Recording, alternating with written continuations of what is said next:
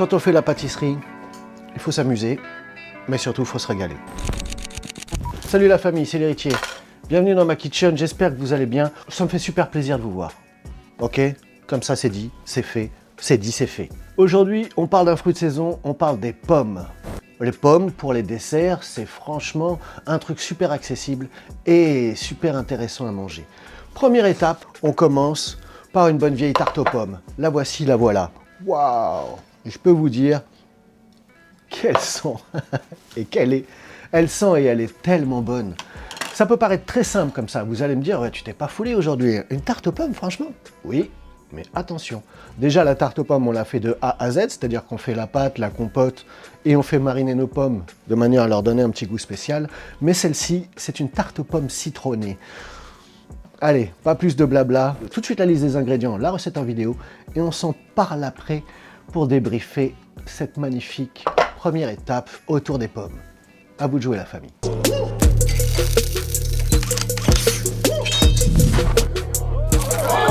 Alors la tarte aux pommes.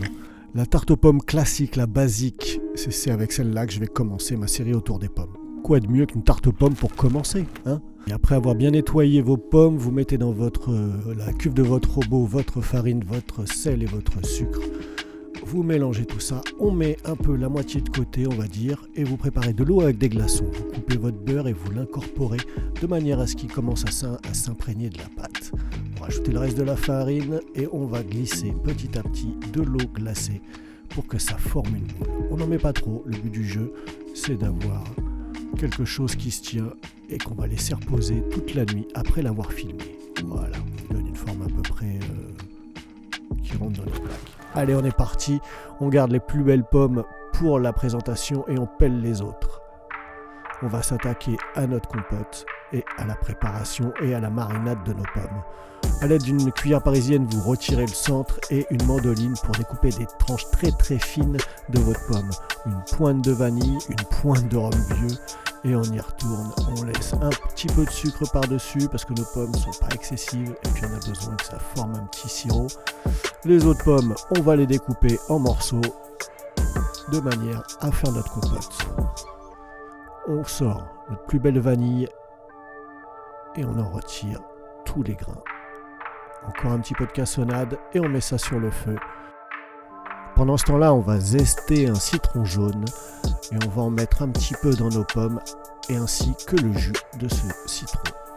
On mélange tout ça, on rajoute encore un petit peu de cassonade, notre bâton de vanille et on va laisser cuire ça tranquillement. Moi, je suis un gourmand donc je rajoute un petit peu de beurre pour que ce soit magnifique. Quand les pommes commencent à fondre un petit peu, je rajoute un tout petit peu de sucre muscovado pour donner encore plus de parfum à ma compote. Et la pointe de rhum qui me restait, comme ça j'ai fini ma bouteille, allez on n'en parle plus. Maintenant que tout ça a bien cuit, on débarrasse notre vanille et on va venir écraser ça avec un presse-purée. Si vous n'en avez pas, à la fourchette, à la cuillère, vous vous débrouillez et vous écrasez ça. Il faut garder un petit peu des bouts mais pas trop. Vous sortez votre pâte du frigo, vous rajoutez dans vos pommes qui sentent magnifiquement bon le reste du zeste de citron et maintenant on va s'occuper d'abaisser notre pâte. Donc quoi je vais la faire? Dans un moule? Non, plutôt avec ce cercle. Allez, c'est parti. On la baisse tranquillement de manière à avoir un diamètre intéressant et une épaisseur assez fine de la pâte. Sur ma plaque et mon silicone, je déroule ma pâte et je l'applique bien partout sur les bords. Hop, j'enlève le surplus, je le mets de côté, que vous allez voir que ça va me servir plus tard. Je pique tout ça et on va pouvoir mettre une fine couche de compote, de notre compote de pommes qui est magnifique. Allez, c'est parti. On installe nos pommes de manière vraiment rustique, on ne se prend pas la tête, un petit peu de cassonade sur le dessus et ça part au four à 190 degrés pour à peu près 30 minutes. On prépare un magnifique abricotage, là c'était ma confiture de Mirabelle, et quand ça sort du four, bim, on en étale partout de manière à avoir encore plus de gourmandise. Regardez-moi ça comme elle est jolie. Oh. Elle est simple, elle est basique, mais je peux vous promettre que ça fait plus que le job. Je mériterais presque d'en prendre un bout. Puis à force d'en parler, on a envie d'en manger. Waouh, ce goût de citron là. C'est pas amer, c'est pas acide, c'est acidulé, mais pas trop. Bref, bête d'équilibre. Cette petite tarte aux pommes, vous voyez, très fine là, est magnifique. Qu'est-ce que j'aime ça. Donc voilà la famille. Ma première tarte aux pommes, c'est celle-ci. Elle est simple, elle est bonne, elle est efficace. Et effectivement, c'est pas cher. Et vous allez vous régaler. Et si ce n'est pas déjà fait, abonnez-vous. Et sinon, bienvenue à tous les nouveaux arrivants. Ça fait très plaisir de voir que ça y est, on est en famille. On a même dépassé les 1000. Allez, parlez-en autour de vous. Faites-en la publicité. Dans ma kitchen, on a besoin de vous. De toi, de toi, de toi. Et de toi au fond là, le petit là. Oui, partage sur ton téléphone. Allez, à très bientôt la famille. C'était l'héritier. Première étape, tarte aux pommes. À suivre très bientôt pour d'autres tartes aux pommes. Deuxième étape de la tarte aux pommes, c'est la tarte normande. Chaque fois que j'ai des potes qui passaient à la maison et qui goûtaient la tarte normande de mon père, je peux vous dire qu'ils pétaient un plomb. Donc j'ai décidé de vous montrer comment ça se passe dans la cuisine de Michel. Allez la famille, je vous embrasse. À très bientôt pour la suite des recettes de tarte aux pommes. Ciao. Ouais, la famille, merci à toi d'être resté jusqu'au bout de la vidéo. Si t'es encore là, tu mérites bien un petit bonus. Ah, petit bonus. Il vous reste un petit peu de pâte quand vous faites une tarte. Ça arrive très souvent. Donc qu'est-ce que vous faites avec?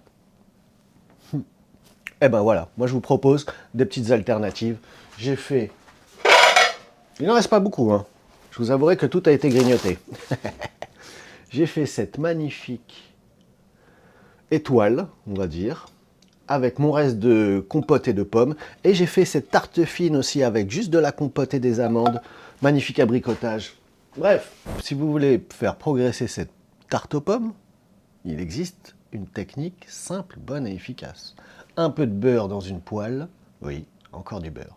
Vous faites revenir ça et quand ça commence à bien sentir, vous balancez un petit peu de rhum et vous flambez cette tarte-là. Vous rajoutez un petit peu de chantilly et je vous promets que vous êtes au 7e ciel. Bref, quand on fait la pâtisserie, il faut s'amuser, mais surtout il faut se régaler. Pour sûr. Et la compote, je peux vous dire que... elle fait plus que le job. Abonne-toi la famille. Si t'es resté, je pense que t'es déjà abonné. Si t'es pas abonné, qu'est-ce que t'attends ?